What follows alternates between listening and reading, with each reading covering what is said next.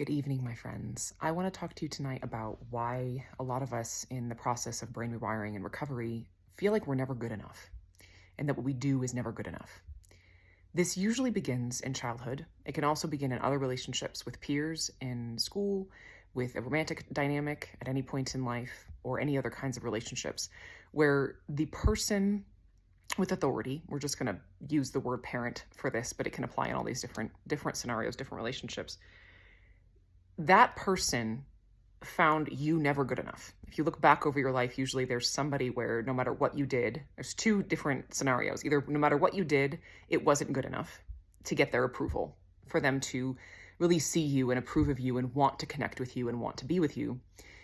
Or it was only when you did something very specific that they had that would earn their approval, like getting certain grades or earning enough money, or being just showing up in some specific way and hitting some specific marker. And then they would give you their approval, and then they would connect with you, and you would be good enough for that moment, but you had to earn it. It wasn't you who was good enough. It was your behavior that was good enough. It was the performance that was good enough, which is also why we can get into this. Am I doing it right? Am I doing it right? Am I performing well enough? Is it good enough? Is it perfect enough?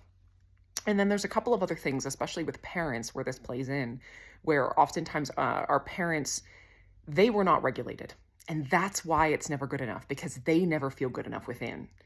And that reflects towards us, where they feel there's this sense that nothing's ever good enough. If you've ever met people like that, or you look back in your life and think about people in your life where nothing was ever good enough, like, you go to a restaurant, or you would, anything would happen. It just wasn't good enough ever.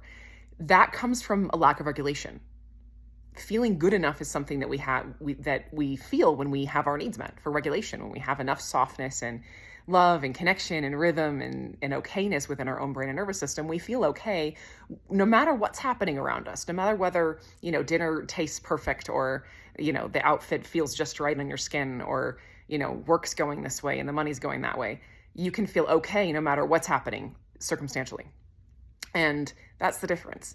And although we tend to get these things from our parents that pass down, where they learned, oh, I wasn't good enough for my parents unless I hit this marker of whatever this is. And so that's how they know. That's the only way they know how to form attachment, is through being good enough in that specific way.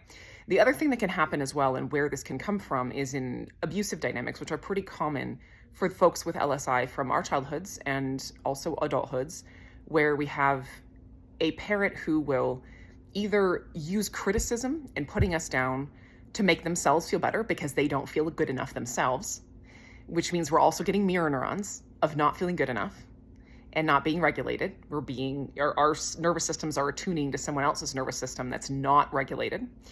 Or it's a subtle way to avoid connection. If they don't feel good enough about themselves, they might, instead of putting you down, simply avoid connecting with you by making something about you wrong. They might criticize you or belittle you so that they can avoid connecting with you and feeling like they actually should spend time and really give you the love and the attention you deserve and the connection you deserve and need. So that's where this comes from.